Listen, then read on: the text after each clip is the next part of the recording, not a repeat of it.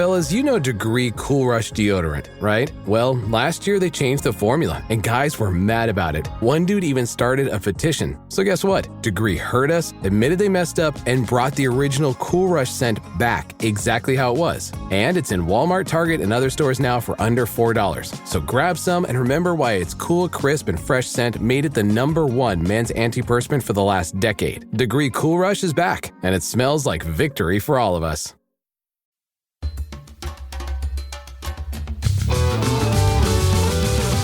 Hey everyone, I'm Dr. Allison, and I'm so glad you're here to discover what brings out the best of you.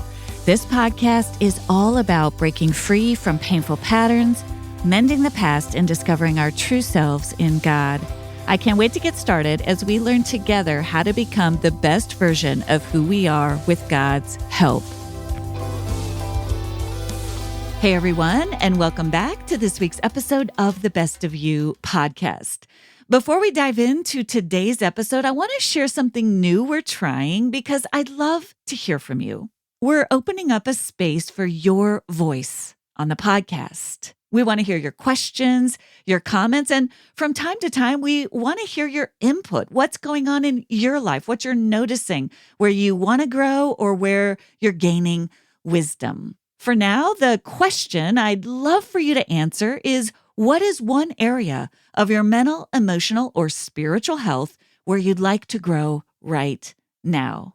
To answer the question, just call 307-429-2525 and leave a voicemail with your first name, where you're calling from, and your response. This is something new for the show, and I'm really excited about it. There's something powerful about hearing your voices and weaving your wisdom and questions into future episodes.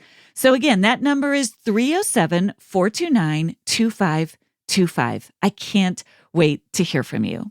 And now for today's episode. Have you ever felt like fear shows up right when you're finally stepping into something meaningful? Or maybe your inner critic, with its tired, familiar scripts, is just waiting in the wings to remind you that you're not quite enough. Today, I'm joined by the brilliant and wildly creative Mary Marantz. You may know her from her own podcast, The Mary Marantz Show, or from her earlier books, Dirt and Slow Growth Equals Strong Roots. She's back today with a brand new book, Underestimated: The Surprisingly Simple Shift to Quit Playing Small, Name the Fear, and Move Forward Anyway. What I love most about Mary is how she brings together soul-deep honesty and storytelling that makes you laugh, cry, and recognize yourself in the most unexpected ways. In today's episode, we talk about why fear shows up right when the work really matters, how to recognize the many faces fear wears, perfectionism, people-pleasing, imposter syndrome, and more, what it means to become the grown-up in the room, the one who can be trusted, and how a moment from reading my book, The Best of You, became a meaningful turning point in Mary's own journey. And you'll also hear us talk about how grief is often the very first step in learning to trust yourself again. This conversation is filled with deep insight, 80s metaphors, and some seriously powerful truths about reclaiming your voice, trusting your timing, and facing fear with courage and compassion. I'm so thrilled to share my conversation with Mary Marantz. I'm just thrilled to have this conversation with you, Mary, about this just incredible book. I know you've been on the podcast before, but for those of my listeners who are new to you and your story, I kind of want to start with your background, because you talk about how growing up in poverty, the first member of your family to go to college, it wasn't really even on the docket for you. You end up at Yale Law School, and you have this saying, you say, growing up without a lot just does something to your brain. Yeah. Tell us a little bit about how that shaped you. The rest of that sentence is, I don't know if maybe it's just the prefrontal cortex still developing, the neural pathways growing closer over time, these bad generational thoughts turn bad generational patterns. I don't know, maybe it's just inhaling all the mildew, but there's something that happens in your brain that makes you expect to fail before you even start. It is this idea that no matter what you do, you will never be enough. And what's kind of interesting is, man, there's just so much nuance to this, Allison. And before I even jump into that too much, just thank you so, so much for having me here, for endorsing the book, for believing in this book from the very beginning. And as I'm sure we'll get into, for a conversation with you being the idea that sparked the book. So your fingerprints are all over this. But one of the things that I think you know about me, you know about the books I write, you know about the conversations I have, and I think it's very true of you as well, is there's a lot of nuance in what we talk about. Things are not just easy yes or no. It's not black or white. There's a lot of shades of gray. And so even that word poverty gets really interesting. One of the things I learned through writing my first book, Hjort, is that there are a lot of different kinds of poverty. There is poverty of food, like food insecurity, and I never personally experienced that. But I would say that I had poverty of home, like the home condition, the condition of the trailer was just in really, really rough shape. Ceiling caving in, raining just as hard on the inside as it was on the out, floorboards caving in, mushrooms growing out of the carpets, every imaginable bug and undesirable animal you can imagine. And then there's poverty of love, there's poverty of family, there's poverty of parenting. I didn't have those in particular either. And so I am from a region of Appalachia where we would kind of bristle even at what could we even call it that? But as a grown up, now standing on the outside, looking back at my condition, I can say, yes, there were parts that were poverty. If that sort of living condition existed in New Haven, Connecticut, somebody would, intervene. That's just not acceptable or normal in this part of the country or what have you. So we're a really proud people. We're a really stoic people and underestimated. I write a lot about how that's influenced me walking around in the world in this very self-sufficient, turned self-sabotaging way where I don't want you feeling sorry for me. I don't want you averting your eyes from me in some sort of sympathy shame on my behalf. I do not want your advice unless specifically asked for because it burns in my ears and tastes like condescension. I don't want you to worry about me. Then I'll just have to worry about you worrying about me. And so it really does shape how you walk around in the world. And there's a lot of nuance there.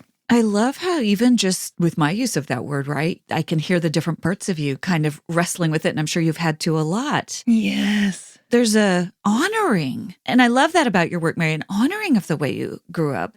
And also there are ways it really created some neural pathways in my brain that I, to this day, and that's a big part of the new book, I wrestle with. Tell me a little bit about fear as one of those voices that shaped some of those internal messages. One of the things that I really have learned both in my own life, and also I coach a lot of women. I coach women who want to write books, people who want to have businesses, who want to build courses, who want to speak on stages and they need a signature talk.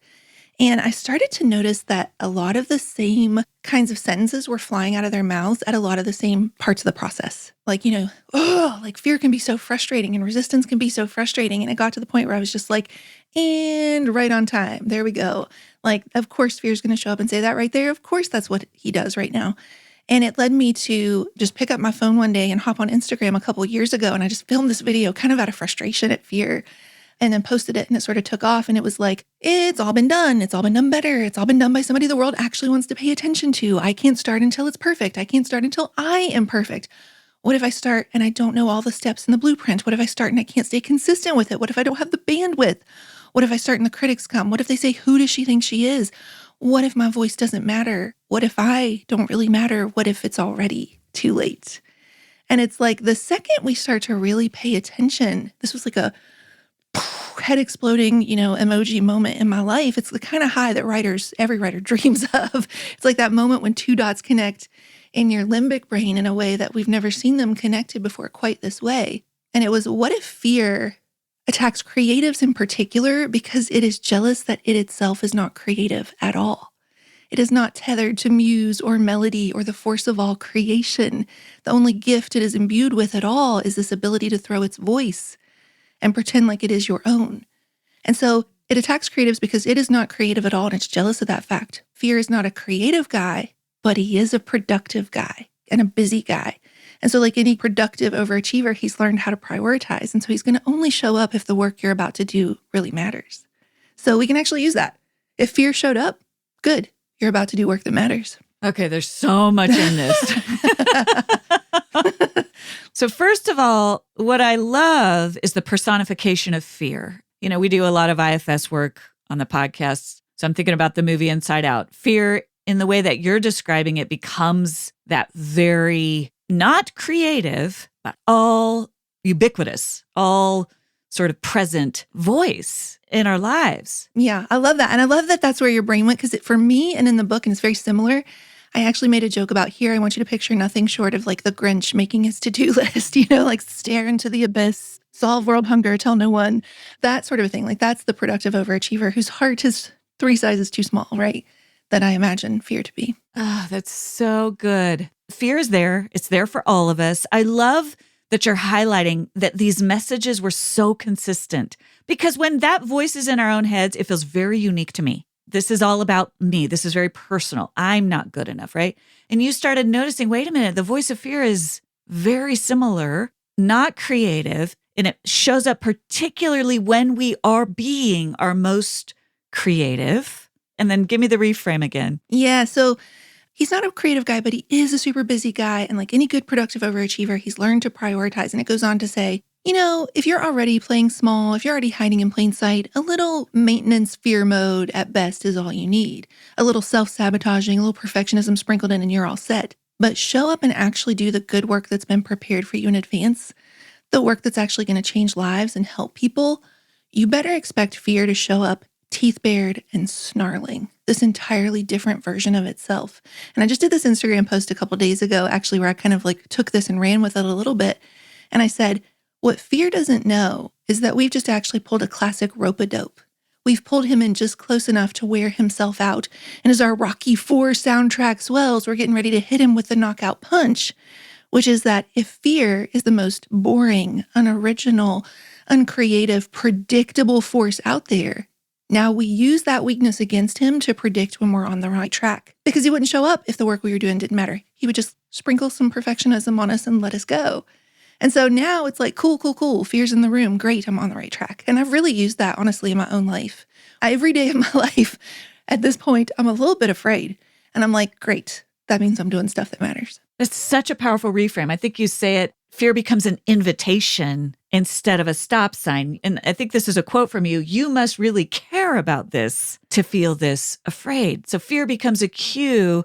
Well, this really matters to me. Yes. Okay, so how is fear different from this inner critic that I believe you've named in your life, John? Dear John. Oh boy. Tell us a little bit about that. Okay, so one of the things for your listeners to know that's really cool is if fear is a boring liar is kind of the initial jumping off premise of the book, and that it wears the same sorts of faces and names for each of us to attack us with the same boring busted scripts. Each chapter then tackles a different face of fear. So we have, self-sabotage, second guessing, not enough, imposter syndrome, overthinking, perfectionism, people-pleasing, procrastination, failure, criticism, distractions, and even success. And, when we're sort of thinking about the different faces that it puts on, one of the things that I learned both in my previous career being a photographer and a photography educator, where I would build courses for people, we learned very quickly, I just have a very natural teacher's heart. I speak fluent movie quote, so the stuff just started coming out of my mouth organically. But we started to notice how people would really latch onto it, and they would pick up on it, and it would just hit them in a way that straight technical jargon never would. And so we are wired to learn by story. We are wired to learn by metaphor. We think about the greatest teacher that ever walked the planet taught by story and metaphor. And if the first story or metaphor didn't totally make the people understand, he wouldn't be like, okay, well, here's what I was doing there. Let me explain it. He would be like, here's another metaphor. And so for each of these different chapters, the different faces of fear, I have used all of the powers of Mary. My friends have joked this is like my Eras tour, because I'm bringing like my IQ and my EQ, my movie quotes and my deep, deep thinking, the tug on your heartstrings. We're going to cry for a while, but then we're going to laugh in a really sharp, edgy kind of humor way too. And I'm giving each component a really visceral visual for you to remember.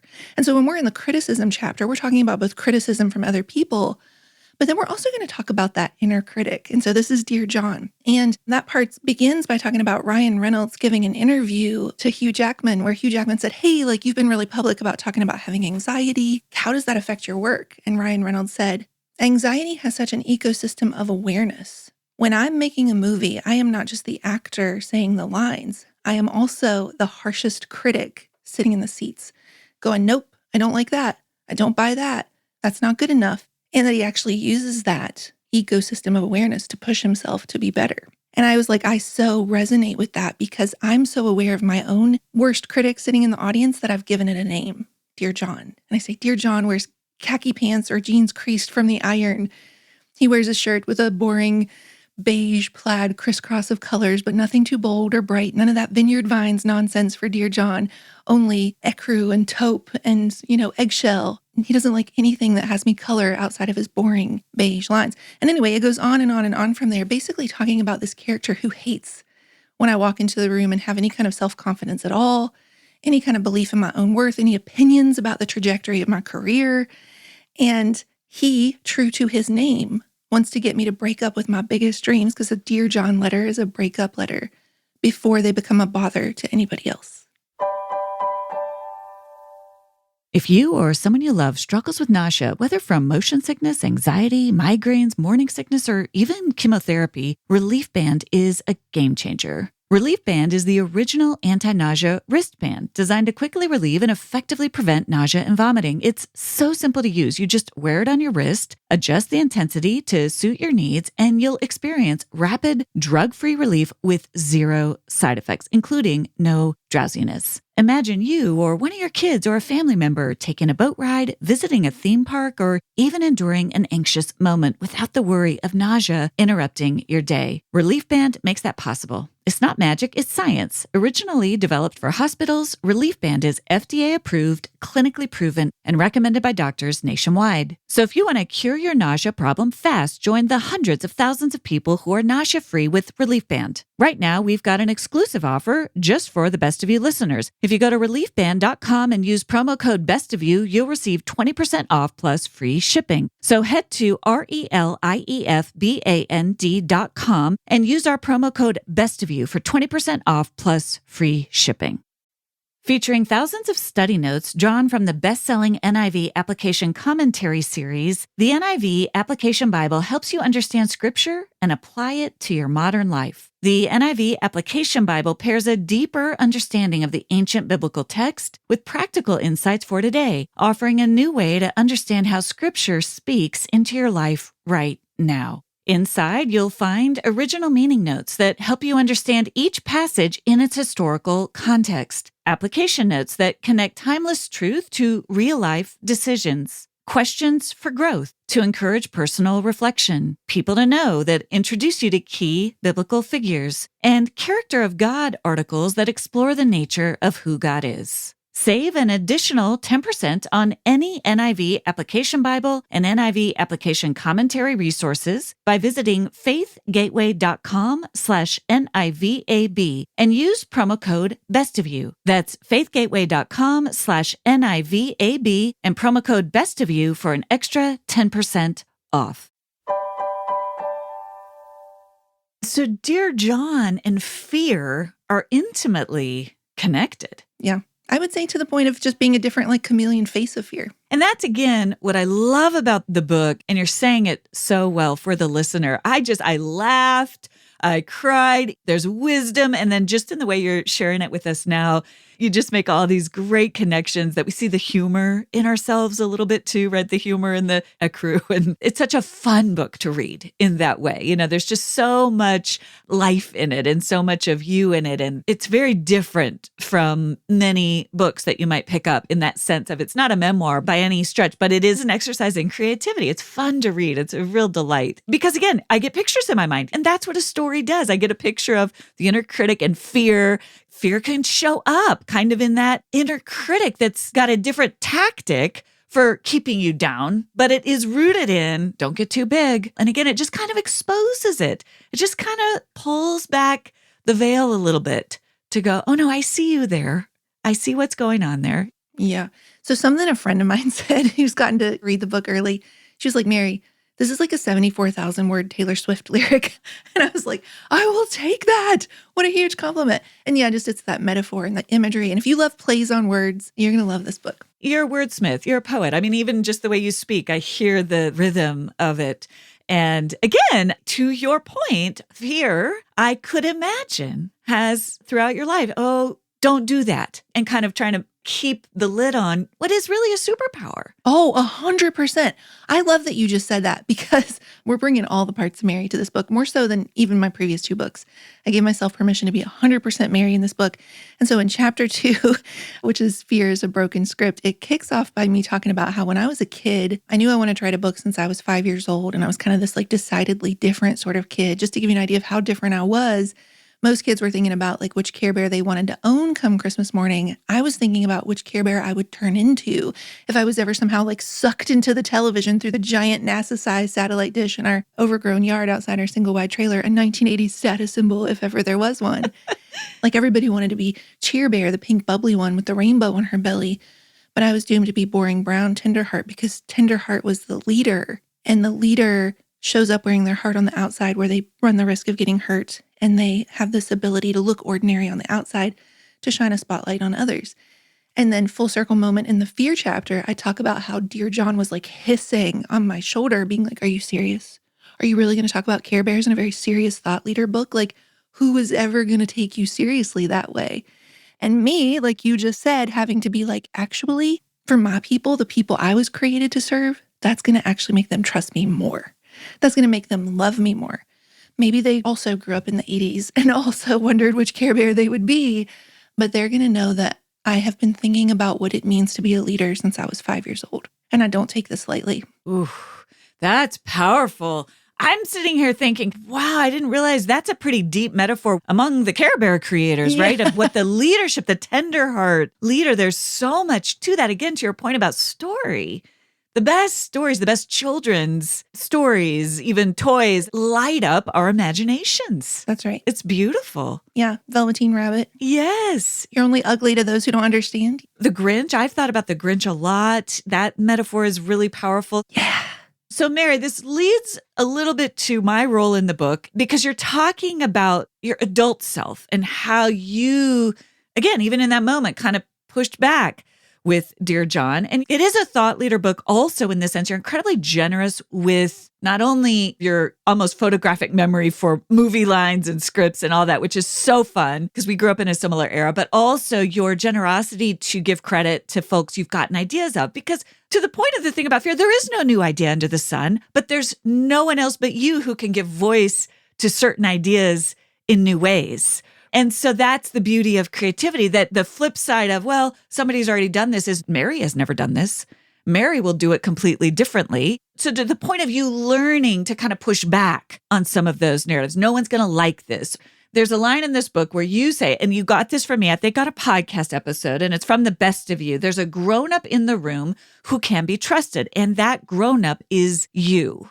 Why was that so pivotal for you? I've been thinking about this all morning, and I knew this part was coming, and I was like, oh boy, Mary, like hold it together. Because I'm just going to set the scene for everybody listening. It needs a little tiny bit of a backstory. We were set to record to talk about The Best of You. It was our first time recording together. You've now been on my show a couple times. I've been on yours a couple times. We had met recently at a retreat in Arizona, where ironically I'd also cried there the whole time for about 3 days. Anyway, that's irrelevant, but we just need to honor that for a second.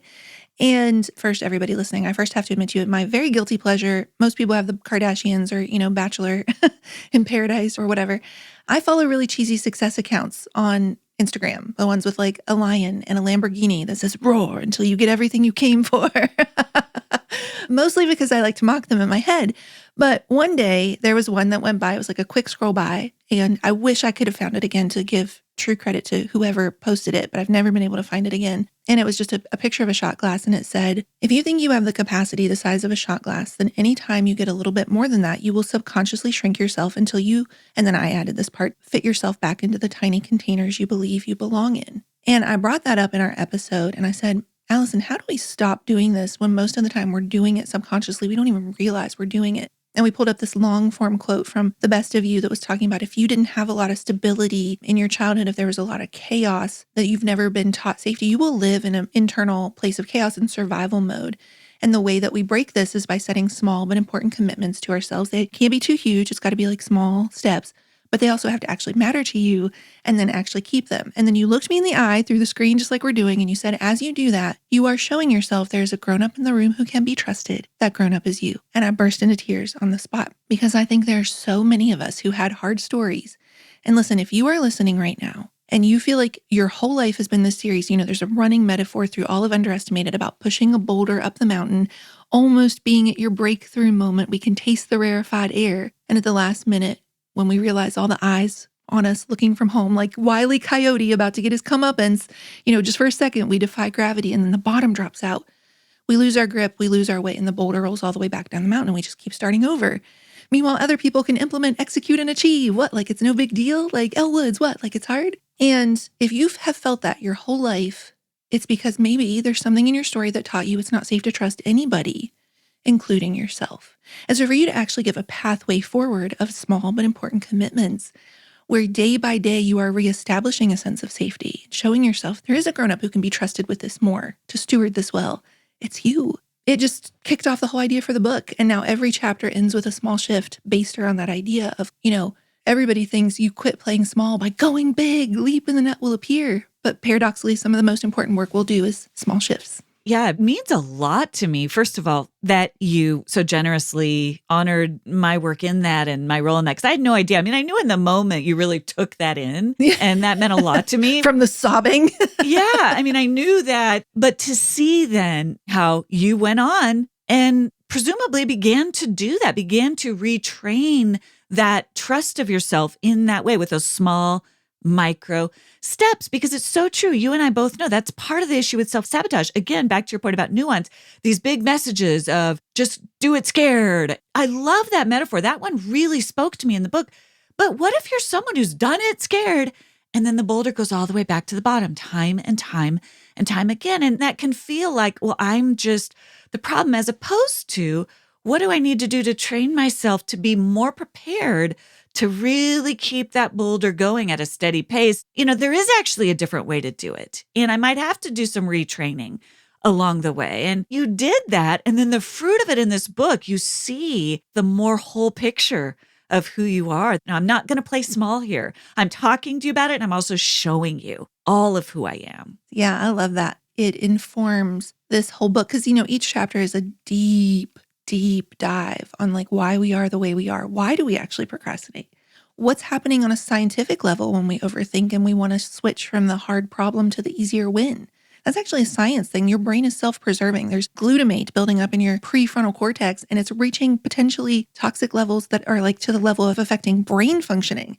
So as a survival technique, you will switch into a, more immediate gratification win.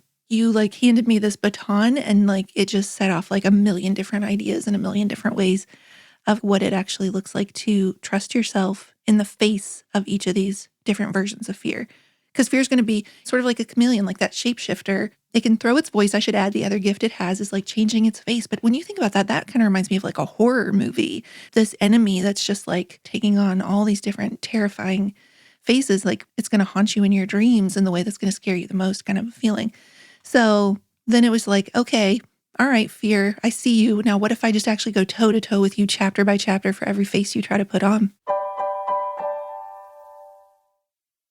In my years of being a therapist, one of the lessons I've learned is that not everybody benefits from a traditional 50-minute hour or even from typical weekly counseling sessions. This is why some people can go to couples counseling for months or even years and never really get anywhere or make any progress. This is why I'm such a believer in the intensive counseling process at Restoring the Soul in Colorado. Restoring the Soul was created by Michael Cusick to help couples or individuals experience deep change in half-day blocks over 1 or 2 weeks. Michael and his extraordinary team of therapists know that sometimes you just can't wait months or years to get to the bottom of an issue or to experience a needed breakthrough. For over 20 years, Restoring the Soul has helped couples and individuals transform their relationships and their lives. So if you're looking to get out of the rut you're in but can't wait months or years, contact Restoring the Soul today at www.restoringthesoul.com and learn how their intensive counseling process can jumpstart your journey or launch you to the place you want to be. And as a special gift just for the Best of You podcast listeners, make sure to visit www.restoringthesoul.com/bestofyou to download their PDF called 5 Ways Unresolved Trauma May Be Derailing Your Relationship. That's www.restoringthesoul.com/bestofyou. As you began to internalize that idea of I'm the adult in the room, what are some of the early steps that you took to begin to retrain the way that you interacted with fear? I'm going to be honest with you. The first step that it took for me, and the first step it's going to take for a lot of people, is grief. You're going to have to grieve the 20 or 25 years or however old you are that you feel like you've been kind of stuck in this place of like perfectionism or procrastination or pushing the boulder up the hill, however long you've been living like that. I actually have these scenic overlooks in the book as kind of like places where we pause and rest, and we pay honor to how far we've come, and we also prepare for how far we still have to go. And one of them is that grief is a story not yet lived. And it talks about mourning how much further along we would be by now if we hadn't had to stop to do all this healing first. And even in the end of the first section in chapter 1, it's talking about we forget that we don't all start at the same starting line. And that for some of us, we've believed the lie our entire lives that more would one day be our downfall. And we have these limiting beliefs tied up like heavy weights around our ankles, and we wonder why we keep getting tripped up. It says we're doing the work. It's just that our work involves healing decades-old traumas and, generational beliefs about what happens to a person when they finally get more. So there's a grief to it. You got to spend some time mourning how long it's taken to even get to this point to start to trust yourself. Oh, that's good, Mary. That's a good word because it's honest. There is a reckoning with reality that's both liberating and comes with that, but to let the grief have a seat at the table versus trying to work around it. Yeah, because chapter 3, which is where you are the star of the show, is self-sabotage is a shot glass. And it's not about drinking. It's about the tiny containers we put ourselves in. And the last section in that is actually like we like to sip our self-sabotage. We're social saboteurs. A little light self-deprecation among friends never hurt anybody. We prefer it in tiny doses, where nobody starts to take notice. Chapter 4 is second guessing. So self-sabotage is a shot glass. Second guessing is a missing handbook. And it's for all of us who feel like we were not given that handbook for life that everybody else seems to have gotten when they were 8 years old. Chad passed the mashed potatoes, and oh, by the way, make sure you understand compound interest. And we therefore spend our whole lives feeling like we don't have all the information. We don't know all the things other people just somehow inherently need to know.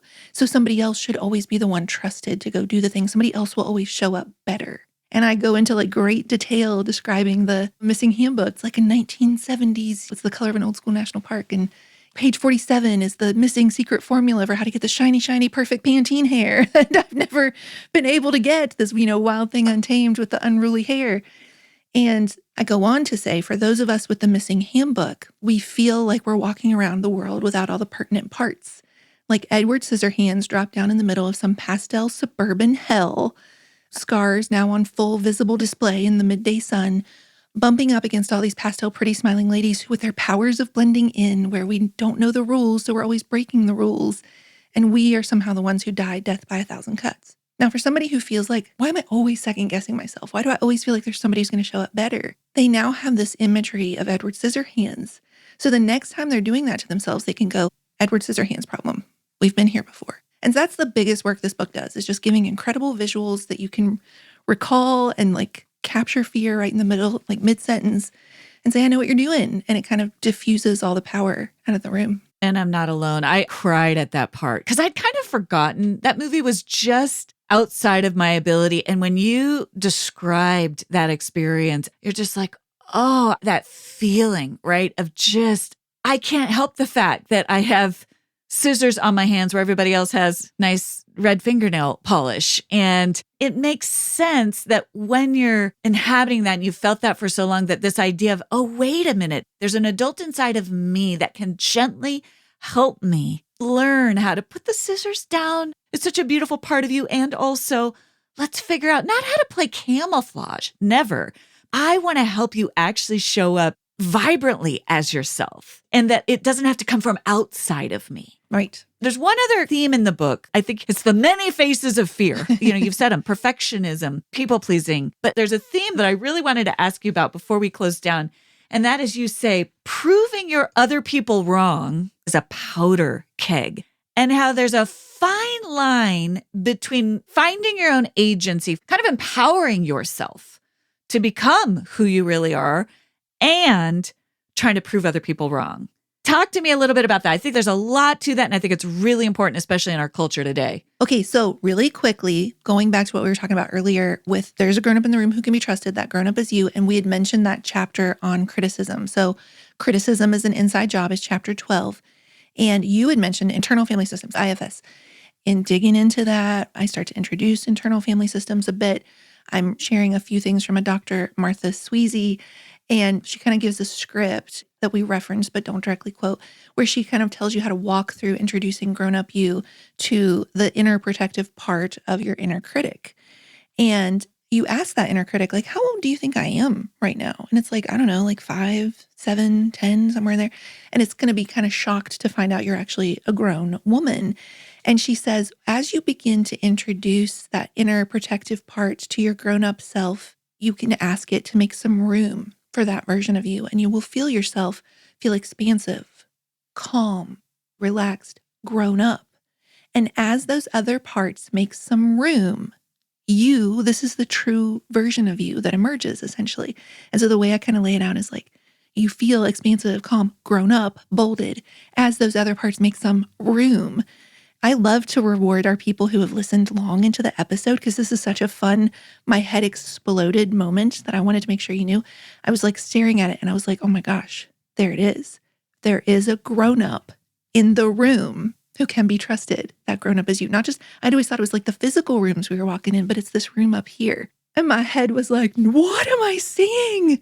And so that's just another cool way. Like, you're in chapter 3, all the way in chapter 12, you're coming back around. Yes, there's a grown up in the room, even in here. Yeah, I love that. Yes. Okay, powder kegs. So this is in the last chapter, and it's really getting into what is this fear of success actually about? And that chapter kicks off with the underdog is the role of a lifetime. And what I mean by that is, if we are not careful, we could spend our whole lives playing that part.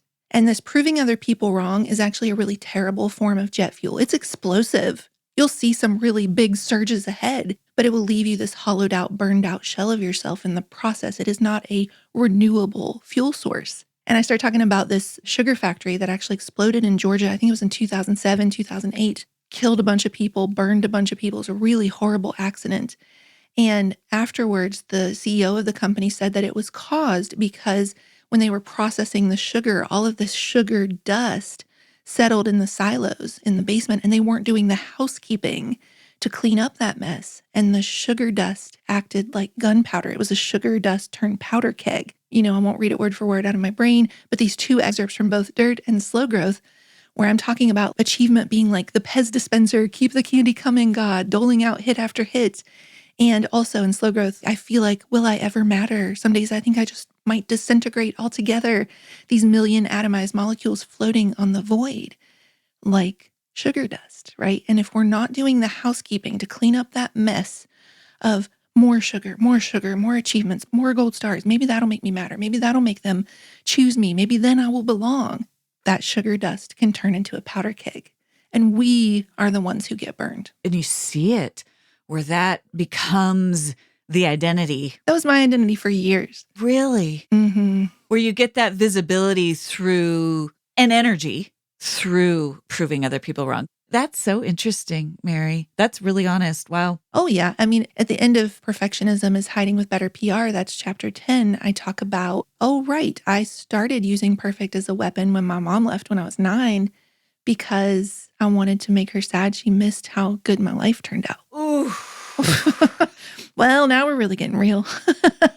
I mean, that's just a gut punch, because also understandable at 9. That makes sense. And this is where these young parts of us that have been so hurt that adapt these strategies, again, as we get older, it's like, but there's an adult in the room. And that adult in the room can help you reframe that strategy without shame, but that's that reparenting piece of all of this. That's so important. Yeah, in Dirt, I talk about the rest of that kind of excerpt is like, it kind of reminds me of like a daisy growing wild in like this scorched earth wasteland. Like, sure, you can grow beautiful things out of the ground of revenge, but like, how long can it really survive that way? That was the moment when I kind of had to decide, like, if I'm going to build a beautiful life, let me not do it out of revenge. Mary Marantz. Yeah.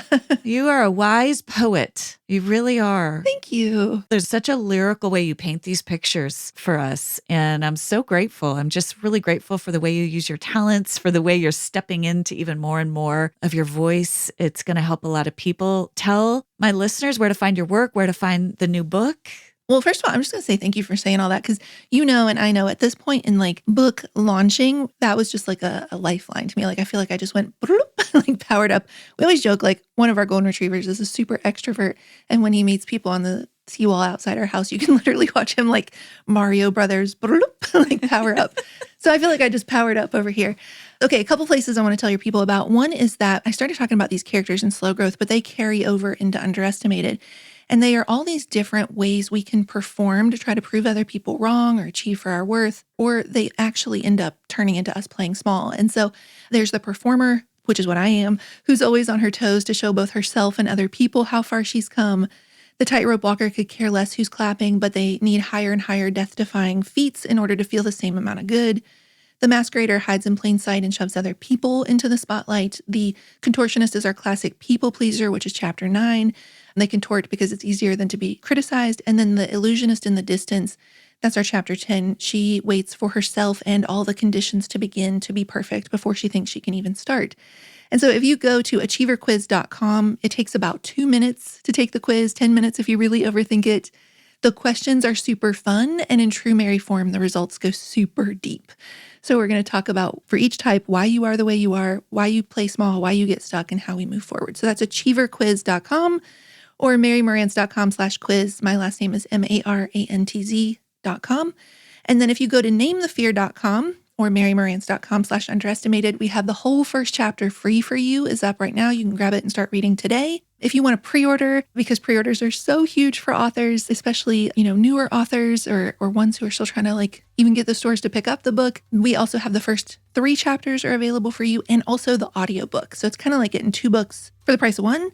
And I read it. So if you've enjoyed hearing me wax poetic for the last hour, you will love the audiobook with all of my movie quotes and quirky Maryisms and Care Bear stories all the way through. And so that's namethefear.com or marymarantz.com/underestimated, and at Mary Marantz on Instagram. Come tell me what quiz type you get, what achiever type you get, or if you liked the episode.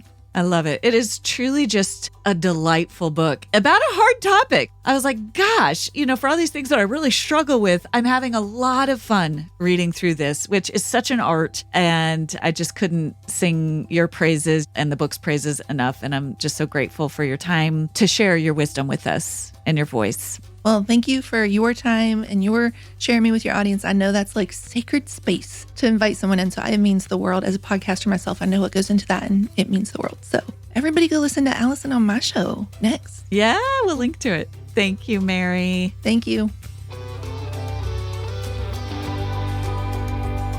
Thank you for joining me for this week's episode of The Best of You. It would mean so much if you take a moment to subscribe. You can go to Apple, Spotify, Amazon Music, or wherever you listen to podcasts and click the plus or follow button. That will ensure you don't miss an episode, and it helps get the word out to others. While you're there, I'd love it if you leave your 5-star review. I look forward to seeing you back here next Thursday. And remember, as you become the best of who you are, you honor God, you heal others, and you stay true to your God-given self.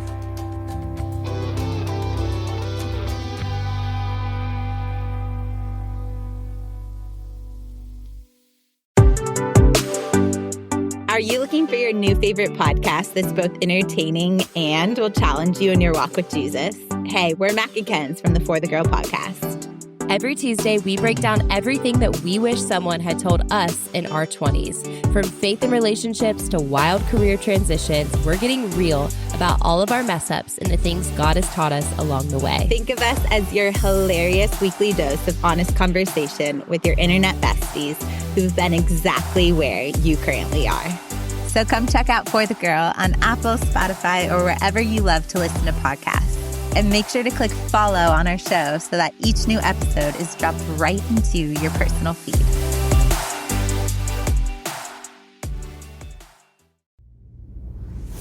Are you hungry for guidance about mindset, relationships, health, finances, career decisions, and dealing with your past? I'm Trey Tucker, licensed therapist and speaker and host of Rugged, a podcast where I help young men and women navigate life's challenges and find solutions to help them live lives of service and meaning. In this podcast, you'll learn mindset strategies to harness your thoughts and emotions in ways that help you achieve your goals. I bring a blend of straight talk and empathy, and I'm open to addressing any topic and treating it and the people connected to it with respect and curiosity.